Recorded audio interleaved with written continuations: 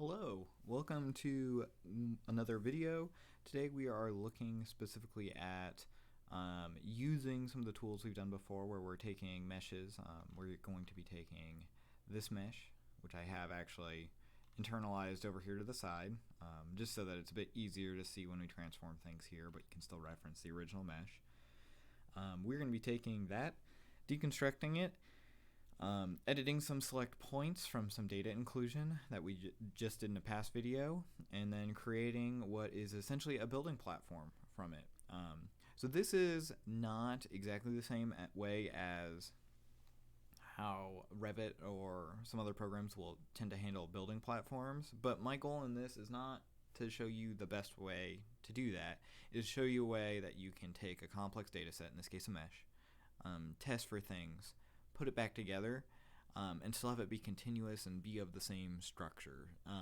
So this will work on crappier meshes. So if you have something that isn't got good UVs or generated from a height field somewhere, you can use this in order to edit and mess with it, but keep the same amount of faces and everything.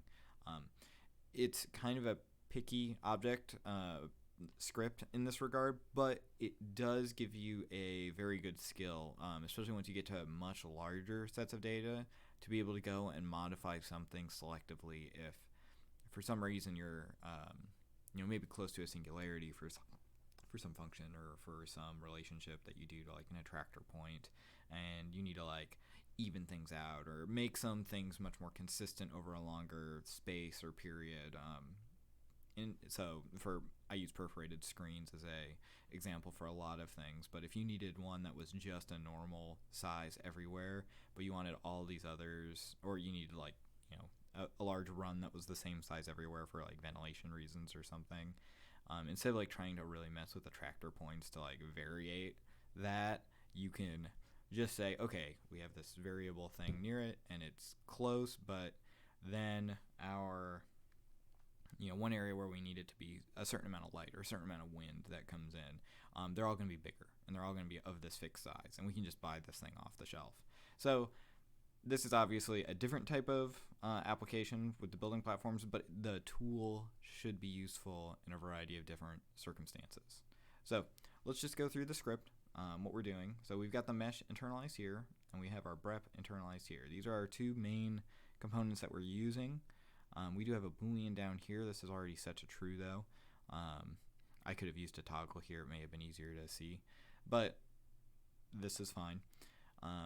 All we're doing is we're taking the mesh and we're deconstructing it. So right now you can see all the individual vertices that we've got, this beautiful UV mesh. And we are using the same tool we used before, this brep inclusion, or point and brep. And before I forget, I will put binoculars on so that you can see all these if you're more familiar with the names as opposed to the symbols. So yeah, we're deconstructing the mesh, and we are messing with the vertices here in particular. We'll only be using the faces when we put things back together. So right now, you'll notice that all this is broken. If you look at where my main mesh is and where my brep is, they do not match up currently. So we need to move this to be including some points, and I've just used a box. You could use any shape here. You'll notice that this took a little bit longer, but we now have points in the brep. If we wanted to see what those look like, we could just take these parameters here and plug them into some points.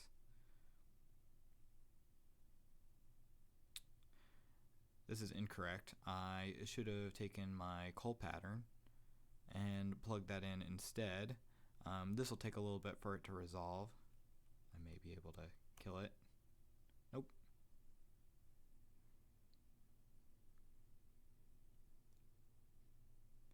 The problem with working with large data sets is if you do something wrong, it can take a little bit, in this case 25 seconds.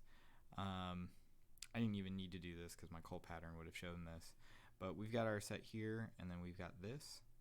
If we take this off of this method, you can kind of see how this, when we move it around, is going to just include different points into it.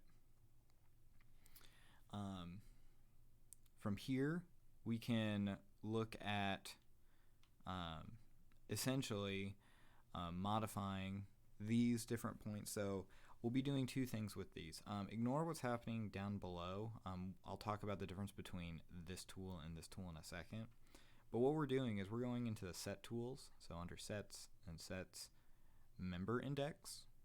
If you read the forums, this is the one that will be recommended for this almost always, unless you have a very particular use case.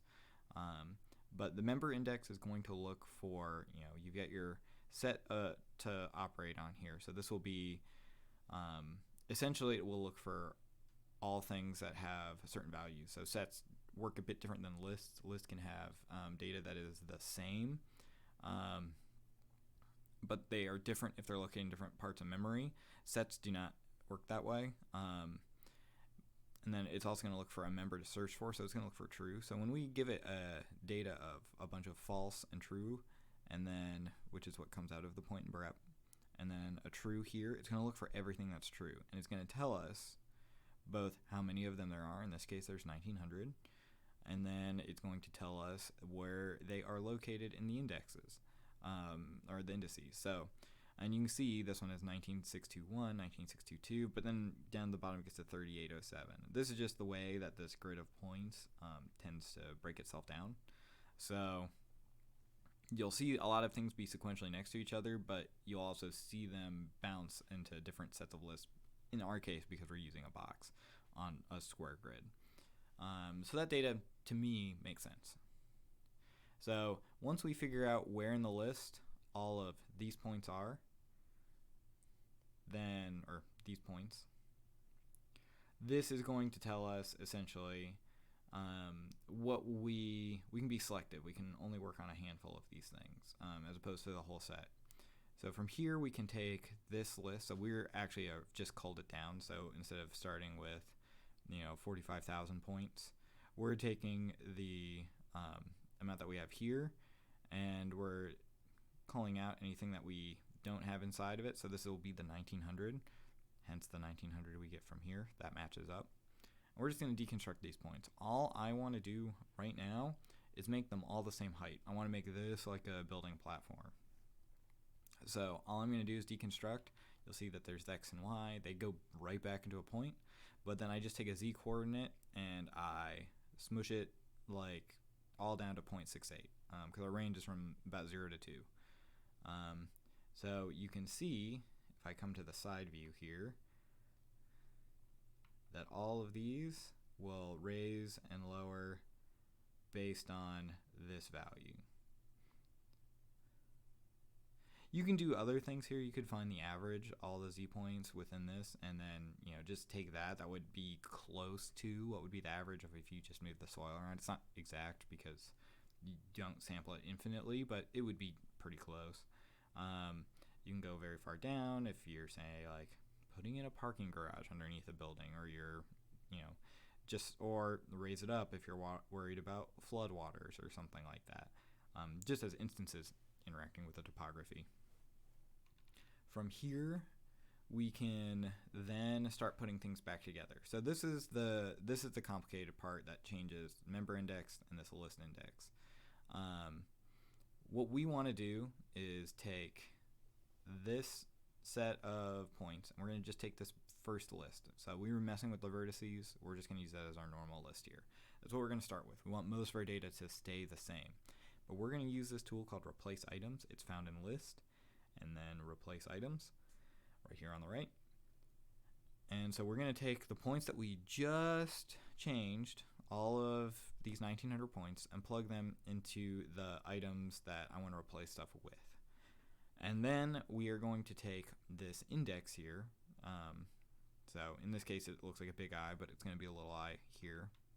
And we're going to plug it into here. So these are going to be the same size, 1900 and 1900.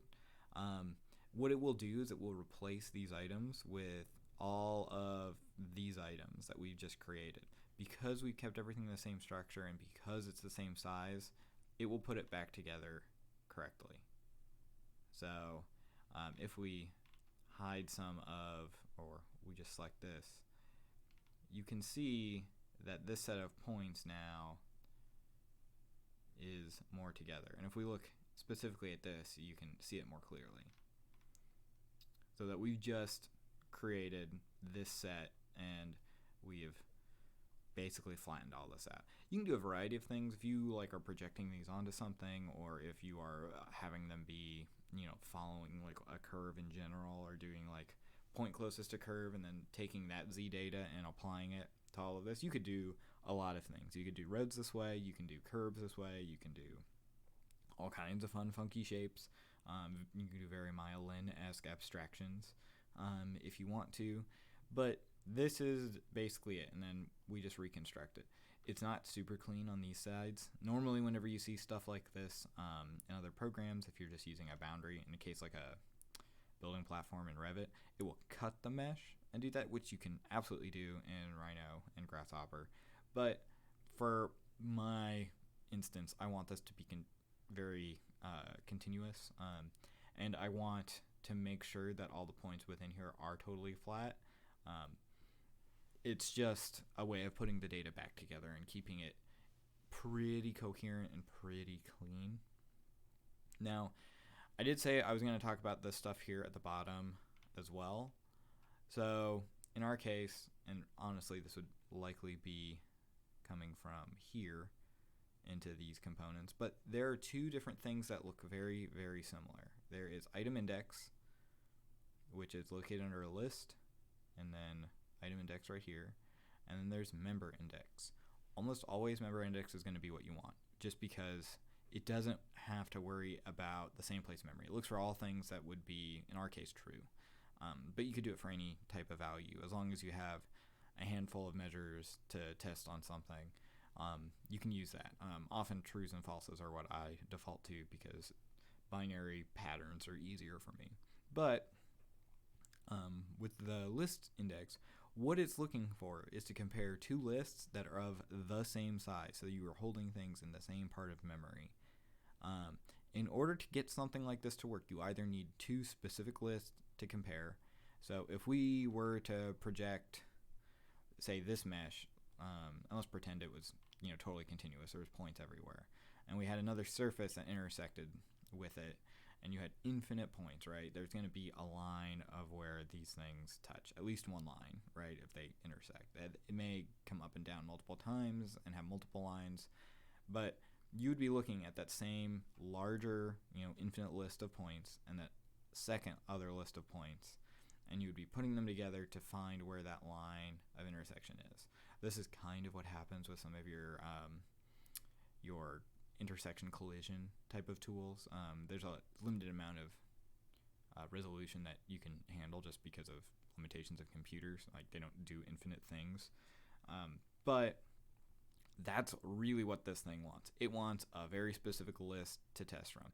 If you want to use it in the way of member index, you have to start using other things, such as creating equality patterns if things are equal to true, and then it will create a same sized list, and so you'll have false, false, false, false, false, true, false, false, false, false, true, true, true. But it'll be the same size, same location in memory, then do the call pattern, and then do the item index. And really, all these should be plugging in probably back here instead of into this item, because we have all the falses and trues already, and then this thing plugs in to here, and then we would use the item index. You can use it this way. It's just more complicated and it's going to be frustrating. Almost always use member index. It's just going to be a better tool for like 98% of use cases. Okay? I hope that this was helpful. Even if the script isn't exactly what you're looking for, the logic and the tools behind it are really what I'm going for in explaining this, along with the ability to do testing, which is in a previous video, and the idea of taking apart and putting together meshes in different ways, either with colors or in this case by moving some of the points and keeping that vertices face data the same. You can do a whole lot of different things just by testing and rebuilding data. And if you can keep it clean, your life's going to be a lot easier, and hopefully this makes your life, at least in part, a little bit easier. Thank you, and take care.